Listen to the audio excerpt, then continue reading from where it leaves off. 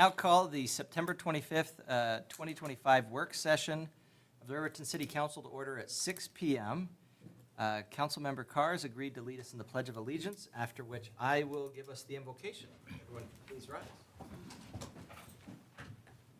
I pledge allegiance to the flag of the United States of America and to the republic for which it stands, one nation under God, indivisible, with liberty and justice for all.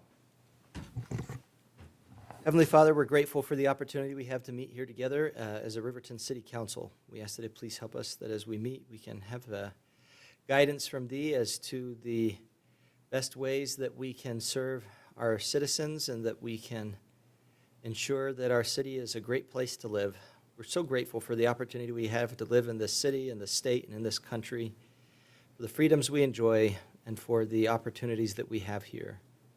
We ask that it please bless our police officers, our first responders, and help them to be blessed with safety and guidance and the ability to respond well to the difficulties that they face. Ask that it please bless our military members, especially those that are away from their families. Please bless them with safety and bless their families with comfort. We say these things in the name of Jesus Christ. Amen. Amen.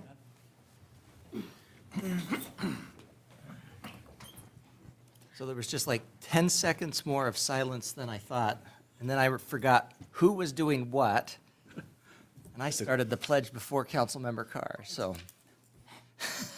Jumped again. All right, Ms. Harris, could you please conduct the roll call? Yes, Your Honor. Councilmember Eric Carr. Here. Councilmember Rebecca Pearson-Lewis. Here. Councilmember Mike Bailey. Here. Councilmember Carla Borders. Absent? Councilmember Kyle Larson. Absent? Councilmember Karen Johnson. Here. Mayor Tim Hancock. I'm here and declare we have a quorum. I would entertain a motion to excuse council members Carla Borders and Kyle Larson from tonight's meeting. So moved. Second. I have a motion by Councilman Bailey, second by Councilwoman Johnson. Any discussion? By the way, I really appreciate them giving us a heads up. All in favor, say aye. Aye. Any opposed, say nay. I vote aye. Motion passes. Entertain a motion for the approval of the agenda tonight for what it's worth. Move to approve the agenda as presented. Second. Councilman Carr with the motion, Councilwoman Pearson-Lewis with the second. Any discussion? All in favor, say aye. Aye. Any opposed, say nay. Motion passes. Multi-sport facility discussion. Mr. Butterfield. Thank you, Your Honor. It's staff's intention to just support you tonight. However, we felt that it was going to be beneficial to provide a brief overview of the feasibility study before you got into your discussion. As it relates to an activity center, a new ice hockey center, or even a recreation center, this has been a topic of discussion in our community for several years. There have been many people who've made strong efforts to try and push this forward. This particular effort originated roughly 2 years ago, around the time of the legislative session, when Senator Salazar was working to secure funds from the state of Wyoming to support an ice or multi-sport center. As part of that initiative, there were several members in the community that got behind and supported the idea. And then the city of Riverton also started coordinating with these individuals. One of the large questions that was important at that time was understanding the long-term operating costs and viability of any type of recreation, ice hockey center, or multi-sport or activity center. That led to the feasibility study that was recently reported back to you as a city council. The cost of the feasibility study to explore the viability of a multi-sport facility was $59,200. Thanks to the efforts of staff and others, the city received a grant from the U.S. Department of Agriculture in the amount of $20,000. That was roughly 33% of the total cost of the feasibility study. As reported in the request for qualification for a consultant to perform the study, the intention was to explore the possibility of constructing a multi-sport facility with an ice sheet in Riverton. The facility will likely be owned and operated by the city of Riverton, and as such, the city would like to know the short and long-term feasibility of its operation before engaging in a significant capital campaign. 8 consultants responded to our request for qualification, and Ballard King and Associates was selected to perform the study.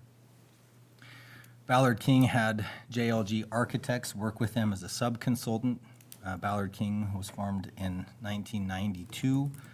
JLG was in 1989, and between the two of them, there was significant experience in performing exactly what we were hoping to receive.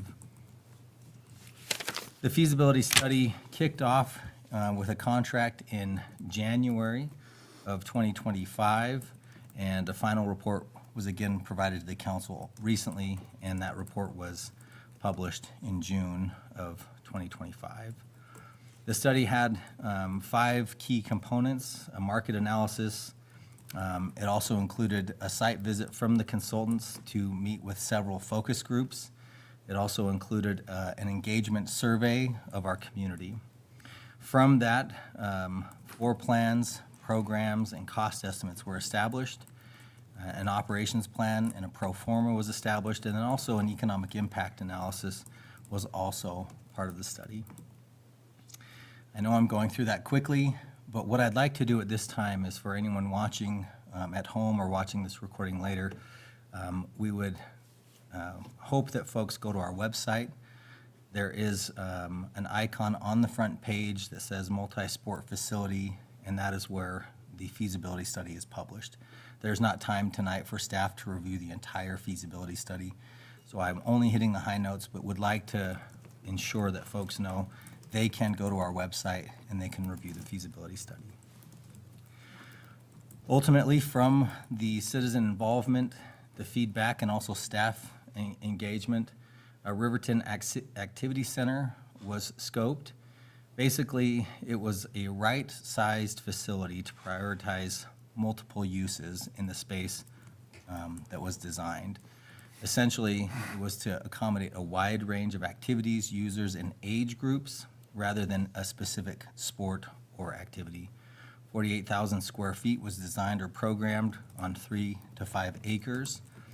And the recommended structure is pre-engineered metal or pre-engineered fabric. The cost ranges roughly between 14 and 16 million, and that excludes anything that would need to be paid for property. For the ice center, the consultants looked at a standalone option or a potential phased option to go along with the Riverton Activity Center or the Rendezvous Center, as Yes. the mayor would like to say. 33,000 square feet is required for the ice center on 2 to 3 acres. Again, that pre-engineered fabric or metal. And the cost for construction is roughly 13 to 15 million, and it's dependent on the type of material that's selected. And those are costs today without inflation for the future. These layouts represent what they were able to program and then design. You'll notice on the left and the center, that represents the Riverton Activity Center. The idea is to have multiple sport court options. The flooring would be somewhat of a rubber composite. And then there would be a mezzanine, that's what you see in the middle schematic, where there would be a conference room and an activity area, and then obviously bathrooms, et cetera. The far right, as you can see, is what is planned for a potential ice activity center. As mentioned, the consultant also included an option to phase the ice facility in with the activity center. And depending on the type of construction material, you'll notice it could share a common wall or it would be built adjacent with a breezeway. And again, that's dependent on the type of material and the roof structure. As it gets to the operational pro forma, what I did is I took a 5-year average of their anticipated expenses and revenues related to each of the activity centers, ice center, or combined. You'll notice that that 5-year average for expenses for the Riverton Activity Center is roughly $775,000 with anticipated revenue generated by the facility to meet roughly $275,000.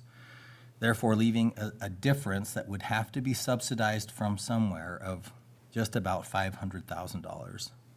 For the ice center, the cost would be, and this is annual operating cost, $650,000 with a potential revenue of $178,000, leaving a difference or a requirement of a subsidy from some other revenue source of $472,000. When you combine the two, it only escalates the cost, as you can see there, and produces a required subsidy of $970,000. In looking at that revenue v. subsidy ratio, the circles represent the entire cost, the light colors represent the revenue that would be generated by the facilities, and the dark color represents how much would have to be subsidized. It's just an image or a graphic of the information that was just presented you. I would like to put that subsidy into perspective. To your right on the screen is the adopted fiscal year operating budget of the general fund for the city of Riverton and all of the cost centers that go into that general fund. Roughly $8.9 million budget that you have adopted as a council. When we look at the projected subsidies for the RAC, RIC, or, I think we might have lost one of our TVs. Okay, we got it back. Or combined facilities, the subsidy reaches the amount that we have for the entire administrative services department. Also, the entire facility maintenance department, the streets and alleys department, the parks department is very close, and community development. You'll also notice that what we budget for the court is very close to these required subsidies for these facilities. I bring this up to point out that if you as a council would like to direct the use of general fund dollars from your budget, we're not looking at the couch cushions, we're looking at eliminating entire services, which you can do, but we'll need your direction. As you look at the possibility of moving this program forward or the facilities forward, I think you have two questions to confront. First, how do you build it and how do you pay for the cost of construction? Second, how do you pay for the ongoing operation and maintenance of the facility? I've said it several times as we've explored this community option, and I want to say a fun community option that I would say everyone is supporting of trying to get done. But as you look at that, you have to find ways to fund the ongoing operation, because what a shame it would be if we built a facility and had to close it in 2 years because we did not do our jobs to look at the operation and maintenance liability of keeping it open for the community. So as you look at that, as I've mentioned, you can obligate funds from your general fund to pay for the construction and then also the ongoing operation of the facility. You could also look at the funds that we receive as direct distribution from the state of Wyoming. As you already know, we utilize some of those funds for operations. The majority of those funds we use for capital projects. And we also utilize those funds to support the community service contract program. There's always an opportunity to find angel donors or investors in this project. I know there are several members of the community who have felt that there are individuals that would come forward and help fund the construction or maybe even operation of this facility. What I would say is if those community members have those contacts, please come forward. We would love to have that go from a hope and a prayer to a promise and a name. Yeah. The next thing we can look at is grant programs. There are several programs that support these types of facilities: the Hughes Foundation, Land Water Conservation Fund, and the Daniels Fund. Two of these have been very successful in the city of Riverton. When we look at the Land Water Conservation Fund, we have a history going back over 50 years of receiving grants from this entity. that supported the pool, that supported some of our other park improvements, whether that's tennis courts, softball fields, or skate park and splash pad. Yep. And the Daniels Fund was very influential in ensuring the skate park project was successful about 10 years ago. There are also opportunities for the community and you as a council to consider tax initiatives. You have the opportunity to consider additional optional sales tax to support either the construction or the ongoing operation of this facility. Now, we would need to get into the details to ensure that your intention to fund this facility matches with what's statutorily allowed for an optional penny. There's also a special purpose tax that's available to construct the facility. These spec taxes work county-wide and have been successful in our county specifically to build several improvements. The idea is you put a initiative on the ballot, it goes to the people for approval, and you have a specific dollar amount on that initiative. The tax collects up to the limit that you have in the initiative, and then it expires on its own term.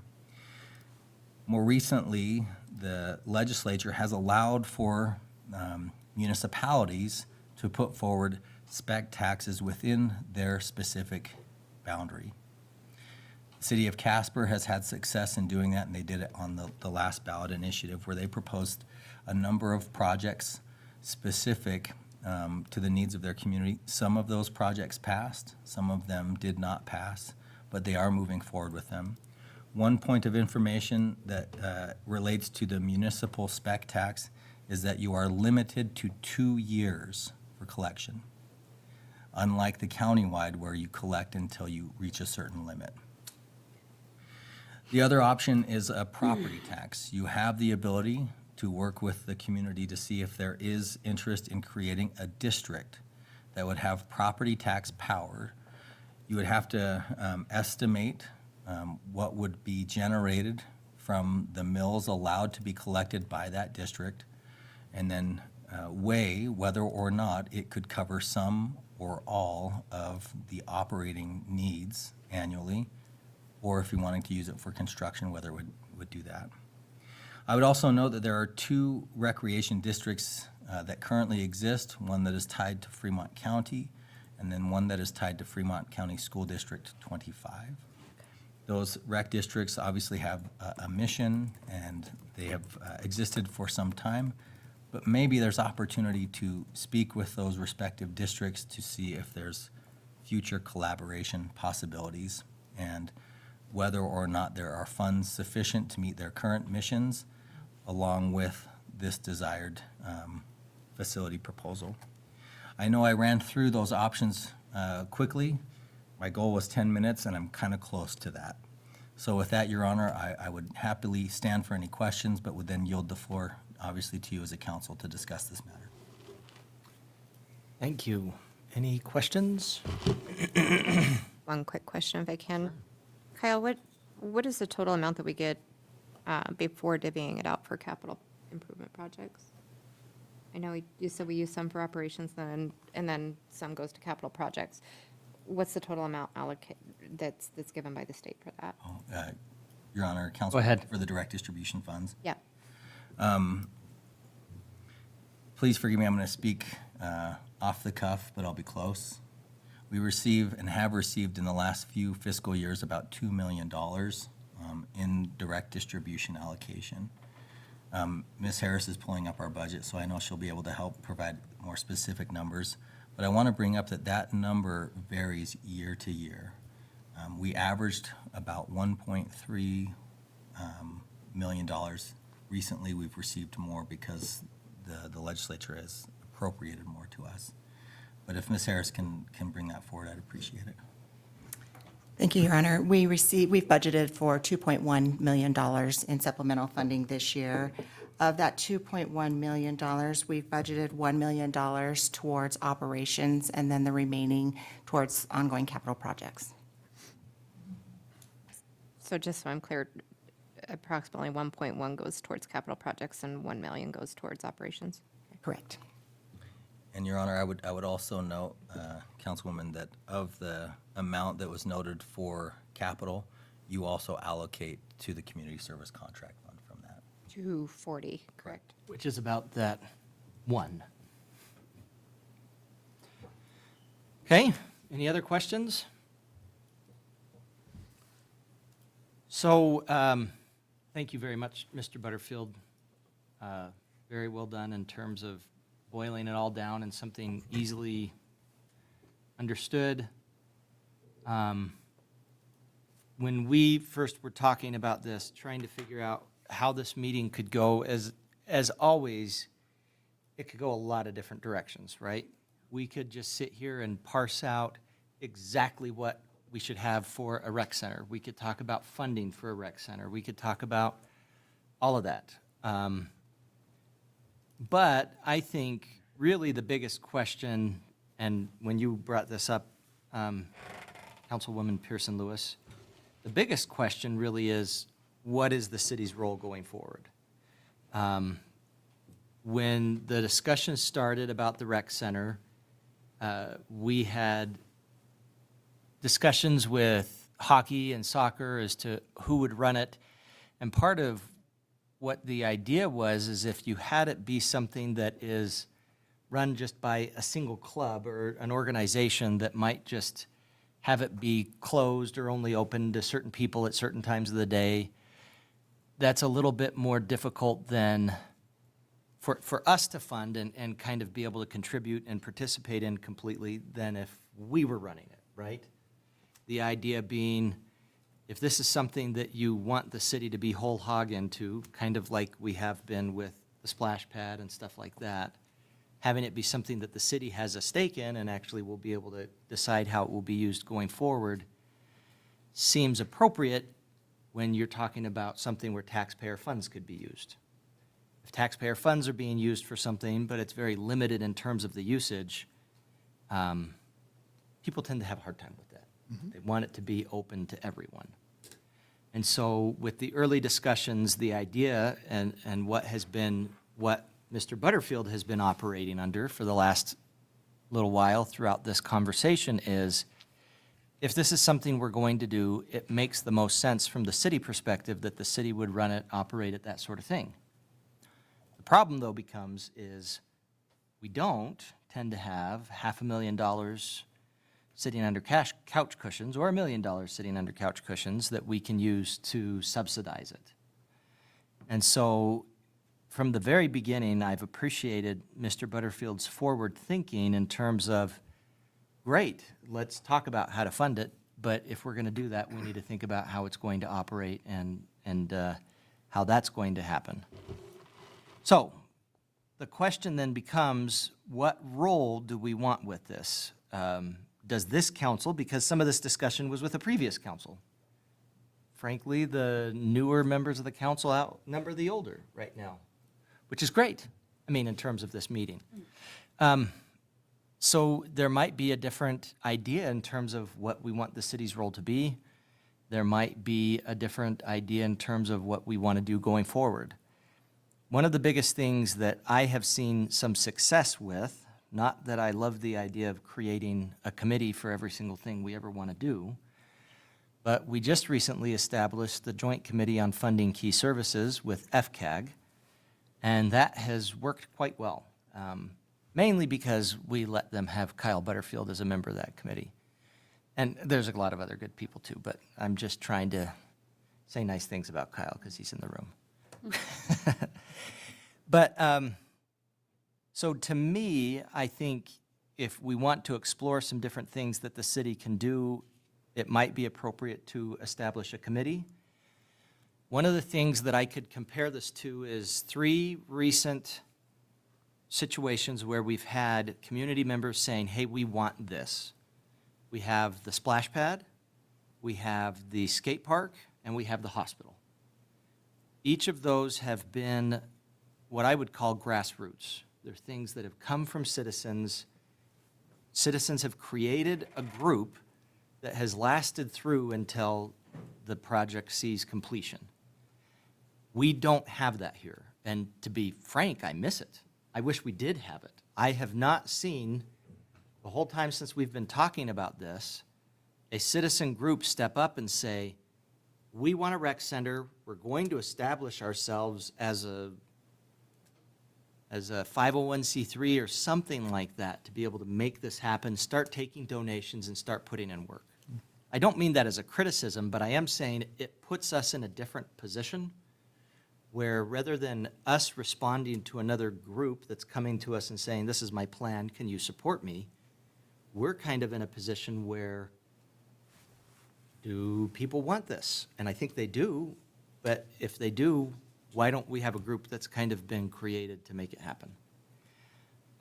We did have one a couple years ago, back when there was some discussion about having it be kind of 2 campuses and have a rec center like that. So I'm just saying, the only reason I bring that up isn't to, I guess I'm lamenting it, but I'm also bringing it up to say that it puts us in a little bit of a different situation in terms of what our role could be. We are in a situation where I'm not quite sure what our role should be. Sometimes it's a little bit hard as the governing body for the city of Riverton to say, hey, go out there and pay more in taxes for this thing that I'm telling you that you want. That feels a little weird to me. So we have a lot of different ways that the role could be. I guess just in terms of some thoughts for discussion to start, we could, like I said, own the facility, staff it, run it. We could have something that we might call, rather than just the Parks Department, we would have maybe a Parks and Rec Department. And we would call it Parks and Rec and probably get Chris, what's his name, come and work for us. Dadgummit, the guy that's so funny in the Parks and... Oberman. Oh, well, that's true, too. Yes. Anyway, Chris Pratt. Chris Pratt, thank you. That's who There it you was. go. Kept on thinking Chris Evans, and I was like, it's not Chris Evans. Have Chris Pratt come and work for us. And so, I mean, we could do that. We could also have it be something that the city would contract with somebody else to do the day-to-day operations, where we're kind of in charge of it, but we're contracting with someone else to do it. We could have a joint powers board. For example, we could say, hey, the direction we want to go is we want to get it to where this is a county-funded, supported operation. I'm not trying to say that this is the way we should go, but I could see people in Lander and in the surrounding other area that would say, hey, this is something that benefits us. I want to support it. I think it's a good thing. So that could be something we could operate with, something like a joint powers board. It could be something that the school district does, each of those different things. Or we could just say, we want city staff to just be looking at grants. We put this on the back burner until we get $30 million together and figure it out. So that's kind of some of the things that I think we could iron out is, what do we want our role to be going forward? How can we support the citizens? I guess I would just entertain any thoughts. Your Honor. Just to get it out there on the table, so we have a feasibility study. The feasibility study has shown that it is not feasible without substantial subsidies, right? We also have a tremendous construction cost. To me, or at least from my perspective, those are the 2 things that we need to focus on first. One, how do we pay for the capital construction, that upfront initial key investment? And then how do we rectify the subsidy, either for whatever option it is, it's between $500 and $1 million a year. Before we focus on any path forward, we need to rectify how are we going to accomplish those 2 major hurdles. And I guess for me, what I would like to see is a group from the community, whether that's formed by advertisement from the city, we have a liaison from council, and then that group researches either formation of a district, because to be honest with you, I think that's the only way we're gonna do this. Bonds won't work because there's no recapture. We're in the hole, right? That, the only way bonds work is if you're making money on the investment that you made.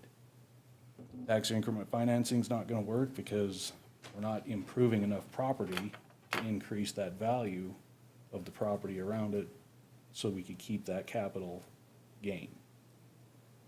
So really,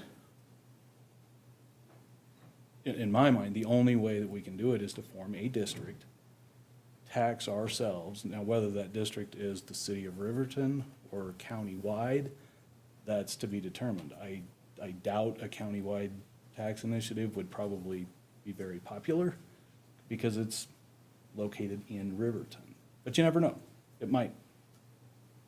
But I think from my perspective, those are the two major hurdles. Where do we find the capital? Where do we find the subsidy in perpetuity? Because, I mean, the study looked at a 5-year outlook. That's going to continue year after year, and it's just gonna grow and grow and grow. I didn't want to Yes, interrupt. yes. Oh, go ahead. That's okay. I'll throw my 2 cents out there. I agree mostly with what you said. I think the feasibility study speaks for itself when it says that we can't, it's not feasible to build it, run it.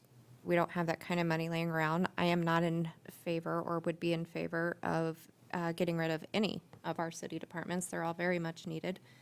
And I think nobody wants additional taxes. Everybody is taxed to their eyebrows, and a tax is not going to cover this. And I think that that's just a wrong route to go down, especially if, we have to rely later on for public transportation and things like that. I don't want to muddy the waters with something that is there for a few people and not everybody. My suggestion would be, here would be my suggestion. I think we should start smaller with something like a community center, something that is usable by everybody, where it can generate revenue to stockpile to build this in years to come. Fiscally speaking, a community center that's usable by everybody, where events can be held, indoor walking can be done, whatever, something small, start small, and use the revenue off of that to go bigger later without taxing citizens further. It's not off the table, it's just another way of paying for it. Grants are awesome, obviously, we could look into that also, but I don't see it as feasible at these numbers. And unless you want to have, and I'm not against a community or a citizens committee forming with stakeholders or finding stakeholders or however, that's great. I mean, it's just another goal we can work towards, but as far as the city being involved financially, funding it, it's not feasible. It's not even fiscally responsible to even consider. Your Honor, Councilman Carr again. I just sorry. wanted to make a real quick point. I definitely am not in favor of additional taxes. What I want to clarify is the mechanism that we're allowed to collect revenue under state law would be the formation of a district. The nice thing about that is it goes to a ballot initiative, and then the voters within that district get to choose whether or not they have the tolerance level for that additional tax. So, again, it's, Mention the word tax and see how it yeah, goes. it's not fun. It's just Tell you not what a my good answer would option. be. Yeah. But that is allowed under state law, so. Well, in a recreation district, if that were to be done, that can be limited in terms of boundaries. I believe. you can, if I'm not mistaken, and I looked this up previously, I don't remember what the limit is, but there's a limit on to what it can be. And I think when we were kind of talking about this previously, and I forget which kind of district we were talking about, but it was, if I remember correctly, 2 mills for the entire county, I think came out to be about $1 million a year, but I mean, that depends on the assessed valuation.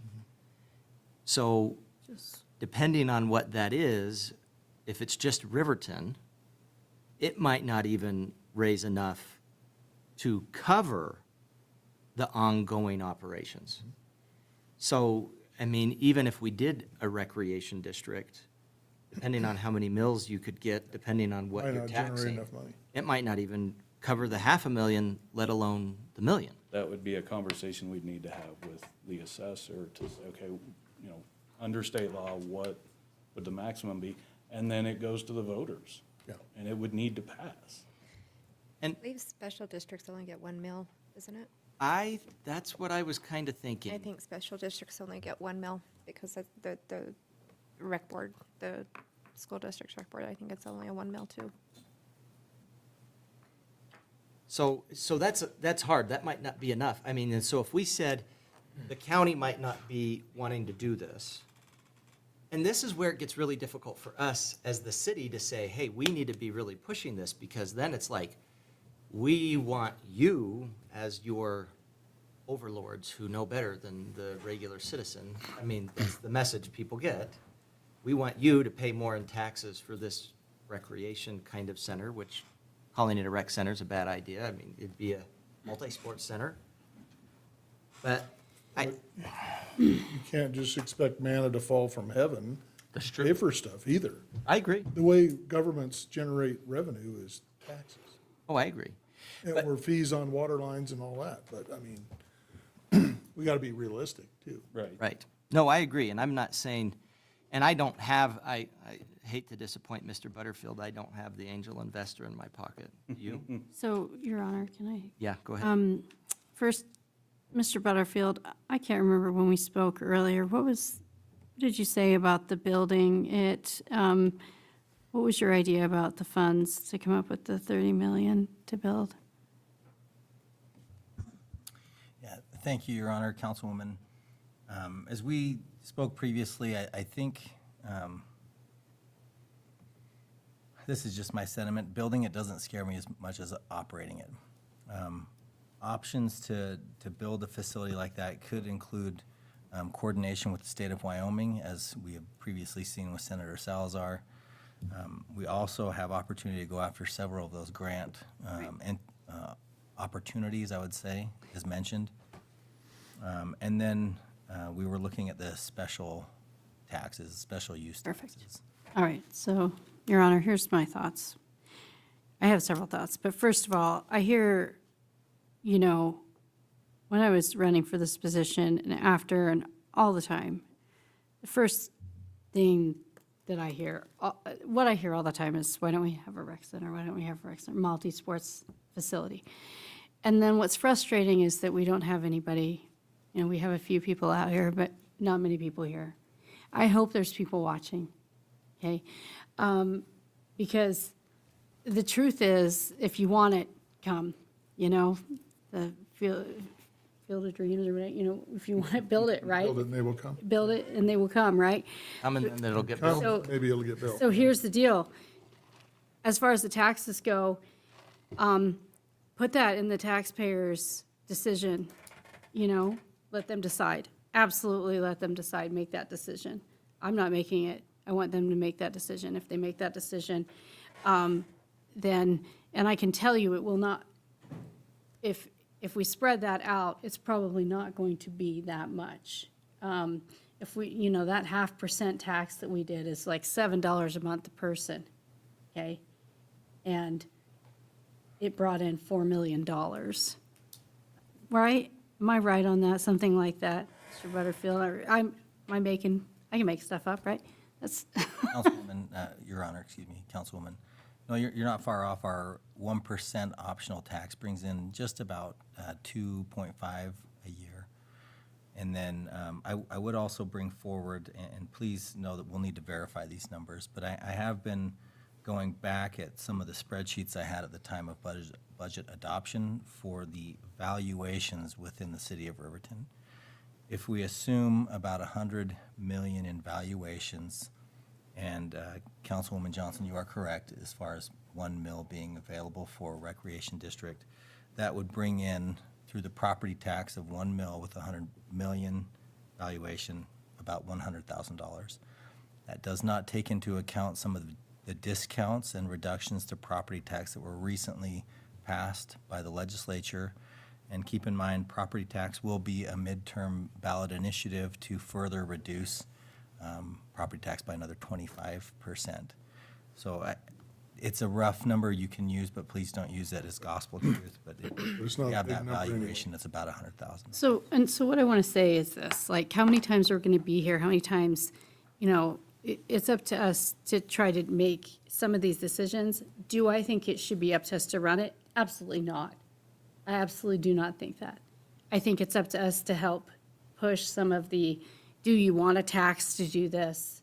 We have that ability. We're not passing the tax. We can ask them if they want the tax to do it, because they get to make that decision.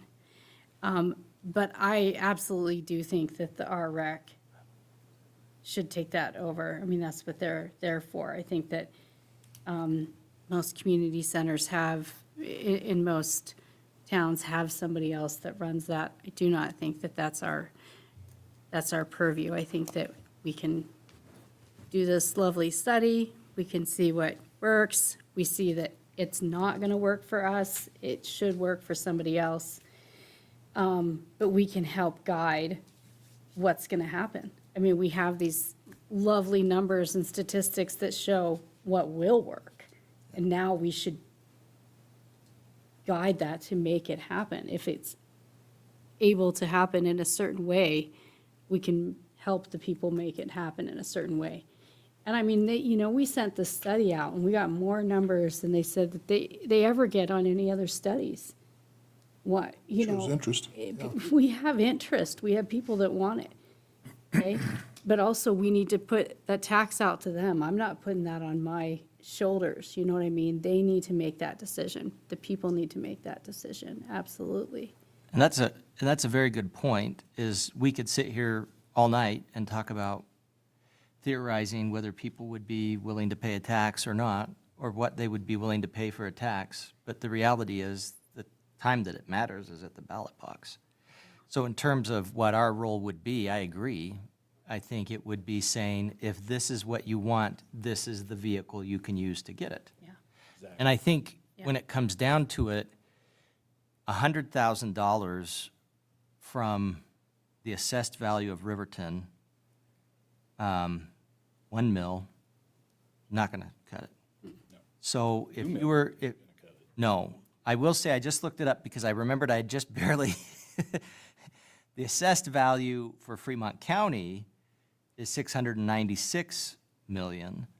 So that would get us 696,000 that would be generated generally for the county. Now, again, that's not taking into account the recent changes and that sort of thing. So And that would also be a ballot initiative for the entire. that'd be a ballot initiative for the whole county, and it would be enough to run the operations for this. So if this were something that we wanted to bring to the taxpayers, the way it would be brought would be probably a SPET tax, so that special purpose excise tax, the sixth penny, that would have a set amount that it would go to.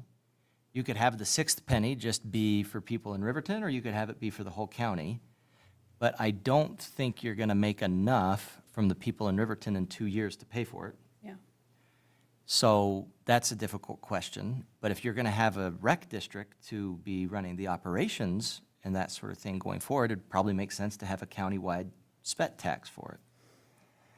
So I think really if you wanted to have taxpayers pay for it, that's what you would probably need, is the SPET tax for the initial amount, and then the ongoing amount would have to be countywide to even get close to covering it.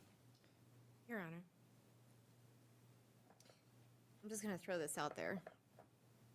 When we start putting additional tax initiatives on the ballot, you really take away from the support of things that are very necessary, like our ambulance service, like public transit, whatever tax initiative that's getting worked on right now.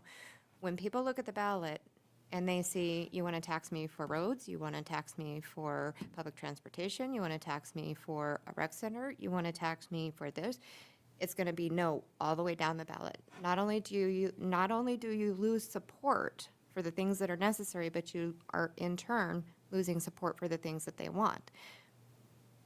It should not go forward as a tax initiative in any way, shape, or form. It should be by stakeholders through grants and people willing to put forth donations to build it. If they want it, put your money where your mouth is and build it. But it should not be up to taxpayers who do not use the building or have kids or elderly people in the community that won't be using it on a routine basis, being responsible to pay for it. That's my 2 cents. So, Your Honor, a couple things. One,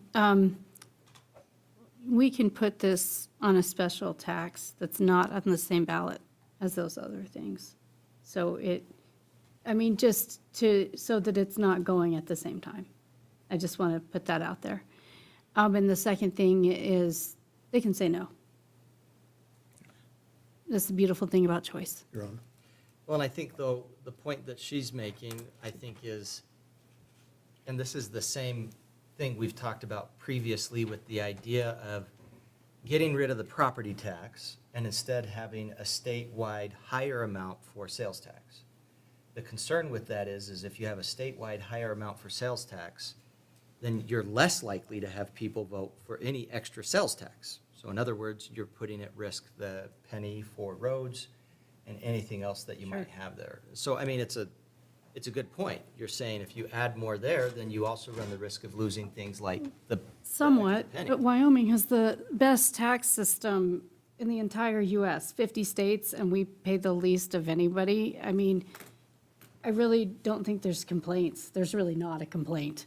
Well, there's always a complaint. Well, someone complains, but my point is, we shouldn't. All right, Councilman Bailey. Your Honor, thank you. I think we're getting a little bit in the weeds here. This is very preliminary. I would agree that I think we should create some kind of a committee, task force, whatever you want to call it, that the city would have representation on and involve stakeholders. And the first thing would be go out and see if we could raise $30 million to build the facility, okay? And then in that time, come up with some ideas of how we would raise another $1 million a year to operate the facility. Okay, we're talking at least 5 years down the road here, would be my opinion. I think we could re-engage the people that were involved before. I think the wind sort of got taken out of their sails when the state of Wyoming chopped it out of the budget and, some other things just didn't happen. So, I mean, that happens with this stuff. So I think what we need to do is get out there and talk to the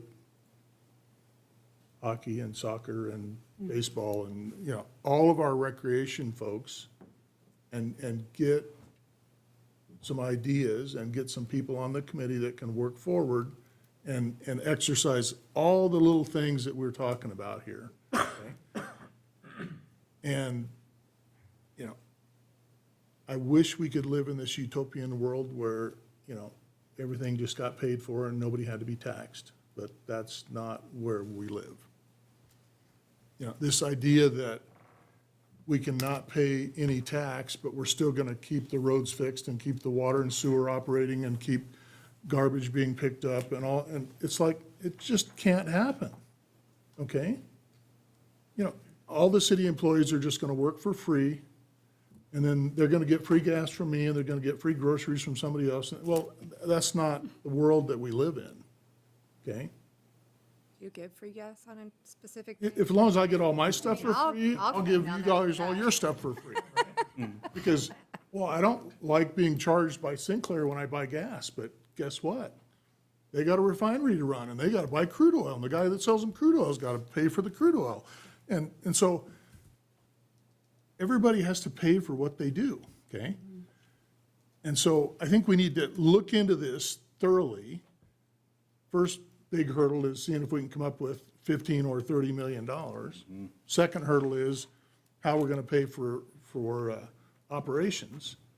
I mean, I like the idea of the city having, base control of it so that we can make sure that it has a board of directors that stays current and they stay fiscally responsible and all of those things, as opposed to just sending it out there, uncontrolled. Well, and like I said, I think the reason we started talking about that is we were like, if we're going to be involved in providing any financial subsidy to this, I think our taxpayers would want us having oversight Right. to make sure it's being spent as it should be. Yeah, they need to be fiscally responsible and we've done that before. We have a fund for the senior citizens and we sort of oversee that and things like that, okay? And it's not that we don't trust them, but everybody needs to have somebody watch them, right? And, I think we could merge, our rec and some of these other things together into this, so I don't know that, so we go from 900,000 a year to 800,000 a year because we give our rec 100,000 a year to run. You could, there's probably some room to save some money, but still, we're talking $800,000 we got to come up with every year that the city does not have extra. We had to rely on $100 or $1 million out of the supplemental funds to run the city, which we should really not have done because we should be running the city on what we bring in, okay? But we can't raise any taxes. Well, where are you going to get more money? The city is very, very limited on what it can charge. We don't have the ability to tax. The county has the ability to tax. The state has the ability to tax. The city is stuck getting to deal with whatever crumbs they throw at us. We get our little property tax share, we get our little sales tax share, but we don't get to control that. We don't You get have to to say, manage it. well, of course you You have have to. to manage what we have to work within our means. I understand. That's why I'm saying we can't do this if we don't come up with other means.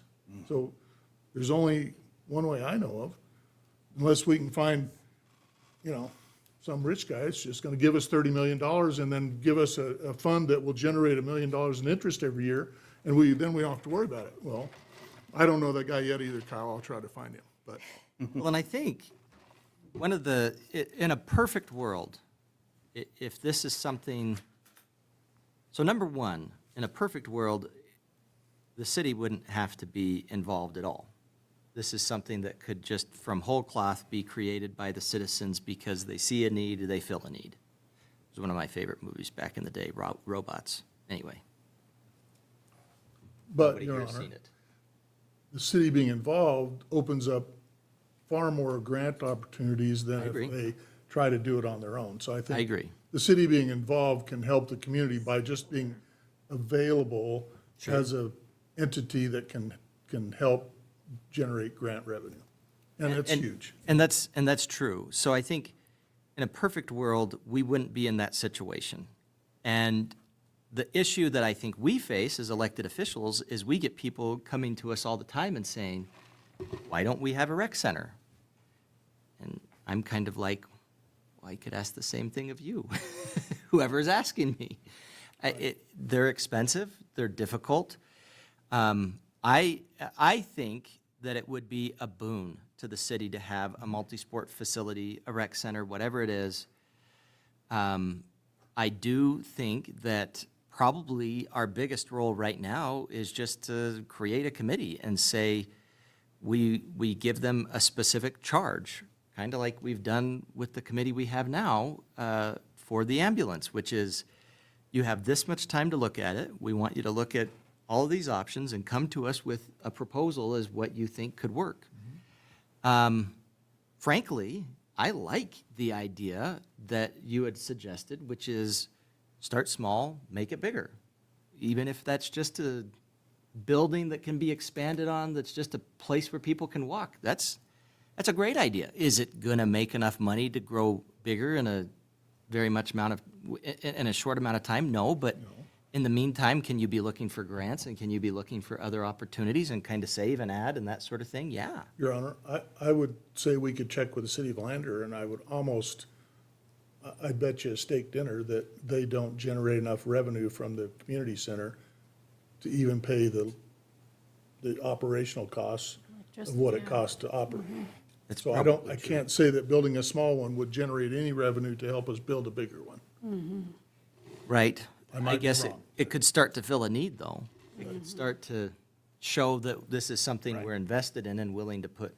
To me, the thing that this study did not show was what kind of economic revenue would it bring to the city of Riverton, which does increase, you know, we get our percentage of the sales tax. Well, if that brings, you know, over a year, 5,000 more people to the city of Riverton that all eat and shop and stay overnight and all that kind of stuff, really you need to factor some of that in, that the city's revenue from sales tax is going to go up because they're going to all spend money when they're here. And that's a fair point. And so that's not in the math. Mr. Butterfield? Your Honor, if I could, I agree with Councilman Bailey that there's always opportunity to hone down the economic analysis. The study did bring forward a total economic impact that is directly related to recreation events of roughly $300,000. It did calculate indirect impacts of about $180,000. So, and then created the induced impact of roughly $490. But I think those are initial numbers that we would want to explore further as we look at the economic analysis. Well, I don't want to, and I know that part of the reason why we're even here is because we have citizens that don't want to just have this wonderful study and it just, nothing happens. I don't think that that's the answer. And I agree, if we sit here and get into the minutia of how to pay for it, I agree with both of you, Becca and Mike. That's not necessarily, I think, something we need to get into. It's something that's really up to the citizens that are going to be deciding that. I think probably the best way to handle this, and I'm loath to say let's just create another committee, but there hasn't been a grassroots effort that has really materialized when this started. And so I think if we came up with a plan for what a committee could look like, we advertise, we are kind of picky about who we have on it, because I'll tell you, just thinking of some committees we've had lately, right? We had a committee to talk about ambulance funding that the county put together, and it just kind of disappeared. Nothing happened with it. We have had other committees that people, I mean, I personally see there's a lot of interest in baseball or soccer or hockey when your kid is in baseball or soccer or hockey, but once your kid is out of it, the parents that were really running that are no longer running it. There's other parents that come in and they take over and it works fine, but what's so successful about the hospital district is they have a small group of people that are laser focused on getting that hospital here. And they have been, and they've known it's a long-term goal. They've known it's something that's going to take a lot of work. They have looked under every single rock for any money they could get. Your Honor, let's call it a rec center hype team, and I'm not kidding, and let's invite the youth council to help out. I think it could be good. And hopefully they don't have grandchildren by the time we get it done. Well, might be the case.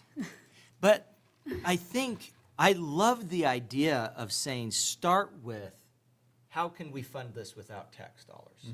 That's an excellent place to start.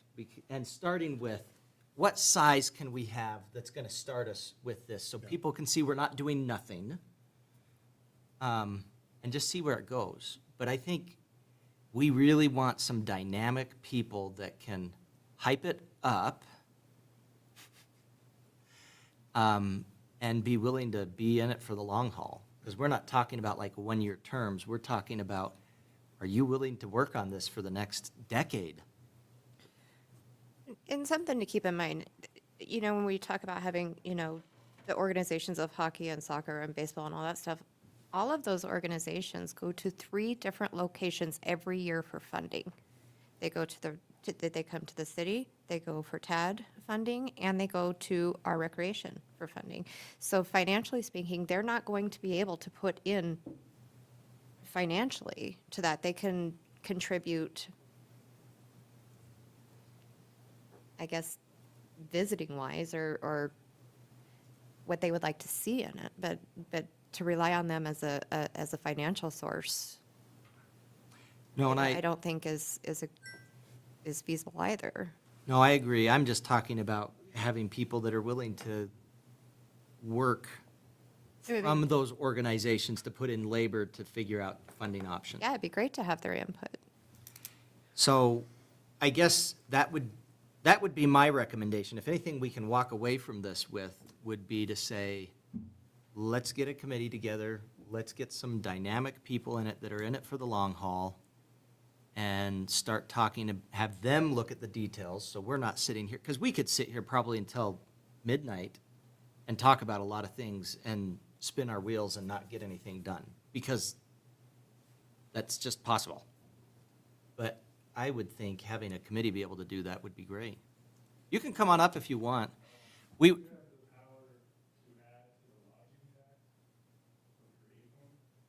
We do, why don't you come up, so if there's anybody watching, they can hear you, because the microphone makes it much easier. And we didn't have this as something where there was going to be public comment. The only reason we did that is so we aren't here until 12 p.m. or 12 a.m. or 12 p.m. for that matter. Yeah. But considering we have a sparse audience, and I think we'd love to hear from you. What was your question? So do you have the power to add to, or develop like a lodging tax, like add to it? So, no, the lodging tax is something that actually goes before the voters every year, or not every year, is it every 4 years or 2 years? 4 years. And right now, under the state statute, we don't have anything that would allow that. Could that be something that we could go to our legislators and talk to them about? Yeah, we could say, hey, we want to add to the lodging tax and we want it to go towards a rec center. Yeah. Something to keep in mind about lodging tax too, there are exemptions to so school districts, they're exempt from paying lodging tax. There's a whole list of people that are actually exempt. So even though they're coming in and they're filling up our hotels, they're exempt from paying that tax. So it's really not bringing in any taxable income back to us. They're filling the hotels without paying the tax. Yeah, but you're charging basically the people that come visit, right? Instead of us. Yes. Yes. is a but great- But they, I'm sorry. No. No, go So ahead. They Brings in do, development. they do come in, they use our restaurants, they shop, they do that, so it is, but as far as the lodging tax itself is concerned. And there are families that come in and pay it, I'm not saying that that's 100%, I'm just saying that like school districts, so like if we hold a big tournament here and the hotels are filled with kids, they don't pay that lodging tax, they're Yeah, exempt from it, so I wouldn't. so. But we do have a lot of people that come through on their way to Yellowstone, to and from Yellowstone and stuff like that. You're right. And so there would be people that would pay it. But here's the little bit of reality, I guess, which is always frustrating. But the lodging tax as it is currently imposed in Fremont County brings in just around $1 million a year. And the way it currently is set, that has to go towards, it goes to the Wind River Visitors Council, and that has to go towards trying to get people to come and spend their money here. So the idea is that we're spending money to try to increase that lodging tax intake every year. Promote. Promote. Yeah. You'd have to have a state statute that would change that, but just to keep in mind that the way it is right now, at the amount it is right now, it brings in about $1 million, and then if we were to impose that on top of that $1 million and allow it to go towards this, you're talking about $1 million. So it could be used for the upkeep and operations. Yeah. And it'd be just about You perfect. could get Wind River Visitor Council just to give it all to us. Yeah. And I mean, it would be illegal for them to do And that, then but go against the ballot initiative. Yeah. State statute. And then we could all Finds spend it some out. time in federal prison. I mean, Yeah. what was your name? They have Travis recreation. Barton. Travis Martin? Barton. B-A- Barton. Glad you're here, Mr. Barton. Cool. You had were you going to say something else? I'm sorry, you're good. That's it. This is the benefit of not having a lot of people here. I mean, you could come sit up here with us. I mean, It's a work session. thank you, Mr. Your Honor. Martin. Yes, sir. I think moving forward, yeah, I would really encourage formation of a committee, not saddling staff with additional responsibility. I truly think it needs to be like a grassroots from public interest. If they have the appetite to follow this through, great. And then if the voting public has the appetite to fund it, great. If there's grants, great. But let's push it to the community members that say they want it. Well, step up. Yeah. We need to have a vested presence because we will likely eventually take it over, but I don't think it's a we situation to create it. And I think having a representative from the city that's there is good. And so having it be a committee that we create so that we have that representative there and everything, that's great too. And I'm not trying to sound like I'm complaining, but I am. I hear so many people say that they want it, but I don't know if people don't know how it works to create a group. How it works to create a group is you get a group together and say, we're a group, and this is what we want to do. How it works to create a 501c3 is you get together, say, we're a group, here's some bylaws, and we're going to follow these things that you have to do according to the federal government so that we Keep our tax-free Can- status. keep our tax-free status. So, I mean, the point is, I'm not, what I'm doing is I'm saying, if you want a rec center, if you want a multi-sport center, whatever you want, you need to get together to do it. And you need to have somebody who has that long-term thought process that this is going to be a decade-long, at least. And heck, that group might be the one that has to figure out the operations going forward too, depending on how it goes. Yeah. And Or so they'll be on the first board of directors or whatever, yeah. exactly. So you're exactly right. And I think, yes, having a city committee that we would find some people, we would advertise it and say, we're interested in partnering with you is a great start. But the reality is it needs the people that actually want it and who are willing to put in the work for it. Yeah. Which part of the thing that's also the issue with a rec center is the people that are interested in that are the people that have kids. And the people that have kids are so busy, they can't seem to figure out what to do with their time.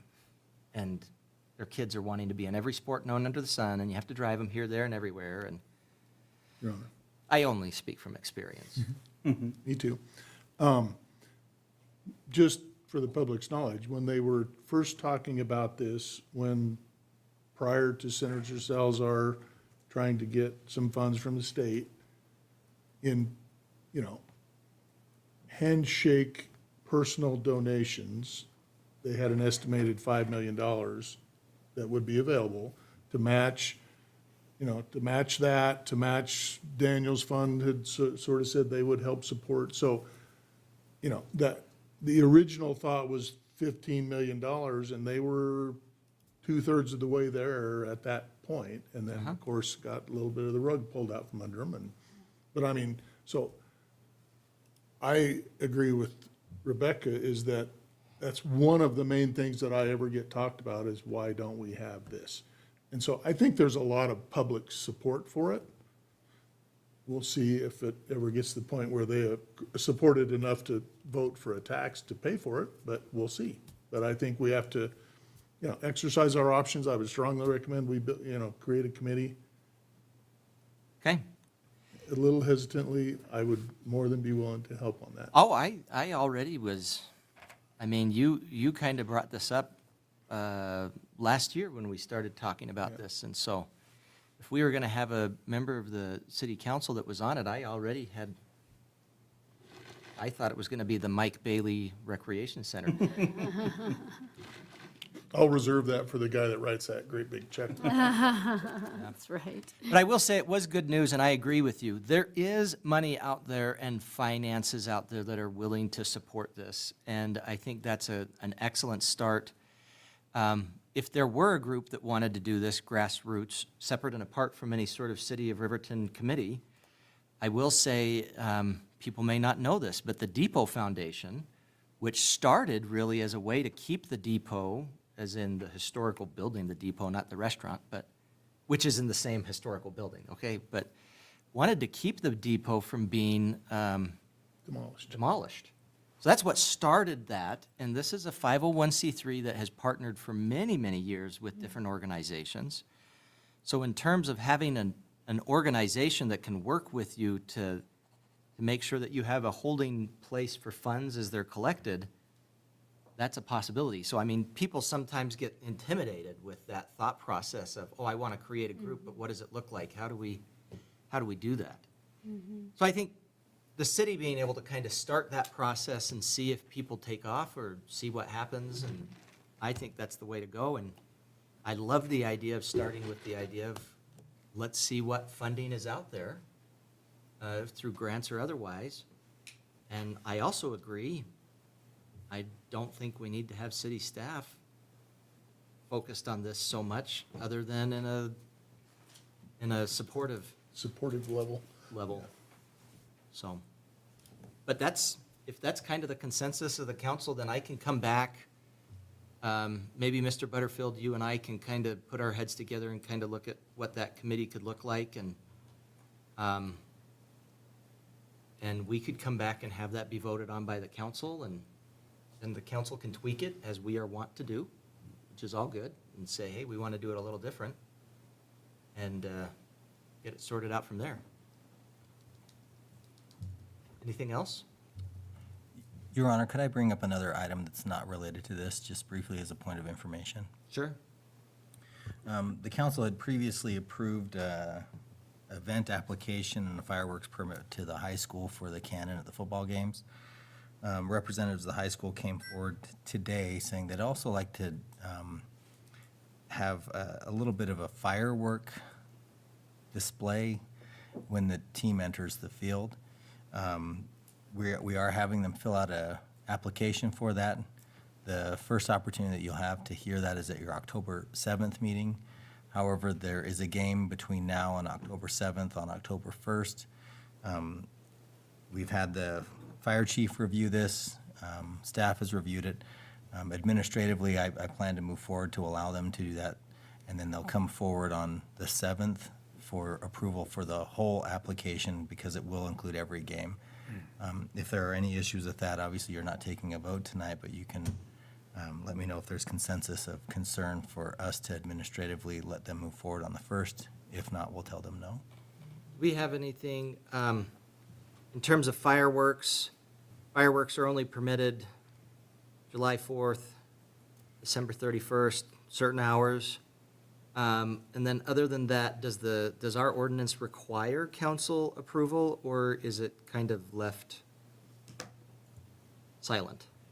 Your Honor, it does require council approval. That's why these have come to you in the past. There's just no meeting for this one game. So you're correct as far as the ordinance as it relates to fireworks are not allowed except for the prescribed dates around the holidays, but then also by permit, you're allowed to approve that. Your Honor. Like we do for Little League. and- Well, right. Yeah. I guess I'm just kind of thinking,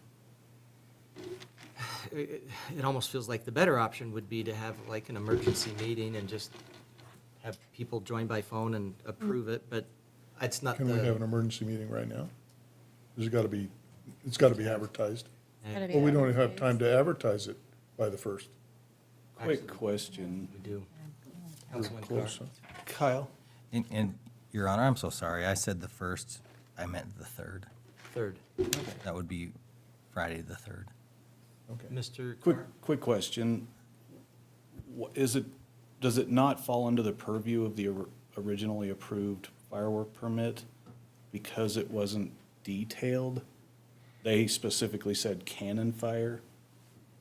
Your Honor, Councilman, Yeah, that's why administratively I felt comfortable handling this, because you've already approved the canon, and this is just something in addition to that, but it wasn't specifically listed on the previous application, but it's a similar type of use and approval on the same dates that you previously had approved. But at the same time, like I said, I'll follow your consensus on this. I would say they're under an existing firework permit.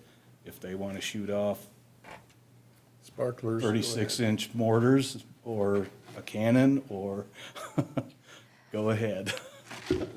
I'm always the objection. I'm sorry, there's people that have complained about fireworks and the droppings that it leaves, and I think to stay within public meeting laws, where people have an opportunity to speak on the subject and appropriately advertise. This meeting was advertised for a work session, and I Oh, don't. we're not making it. No, I'm just saying that I think that if they wanted to change that or submit a new one, maybe you could do like an emergent publication, and I'm happy to come back tomorrow and decide it, but I think we need to give the public adequate opportunity to come in and voice any concerns. I agree with that. I do too. That was my concern, because fireworks has been a bit of a bone of contention in the past. And I think, and I agree, there's not much difference in terms of substance and noise and that sort of thing. I love fireworks, but people do medicate their pets. Yeah. But tell me again, I mean, are you looking at the ordinance and double checking, or Your Honor, Has we to be are. council and approval. We've been weighing all of our options, and ultimately, we want to support the kids in the high school. We're looking at it from Councilman Carr's perspective, but it is also possible for us to advertise a special meeting for next Tuesday. This could be the only item. I think today was the deadline to get in for the weekend edition. So I don't know that we have enough time to advertise. Mr. Butterfield, I'd do this at noon, and we could do it with people attending by Zoom. I mean, Okay. I agree with Councilman Carr that I don't want to necessarily get in form over substance, but I also don't love the idea of not letting people come in and speak if they have issues with fireworks.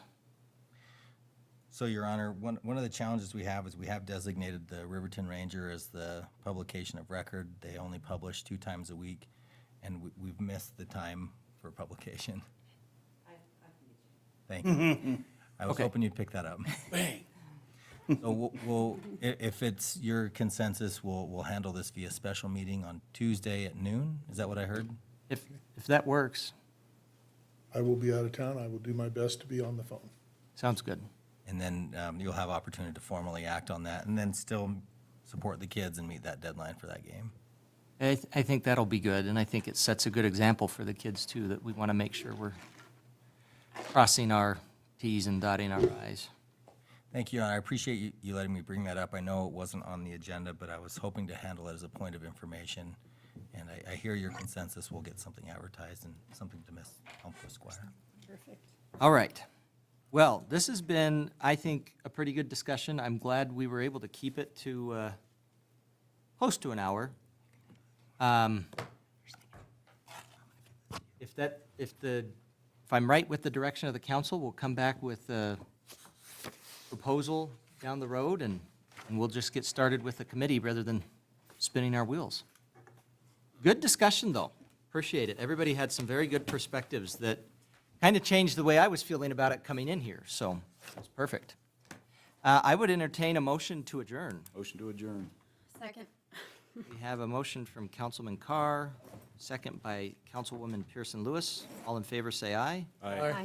Any opposed, say nay. I vote aye. Motion passes. We are adjourned at 7:19 PM.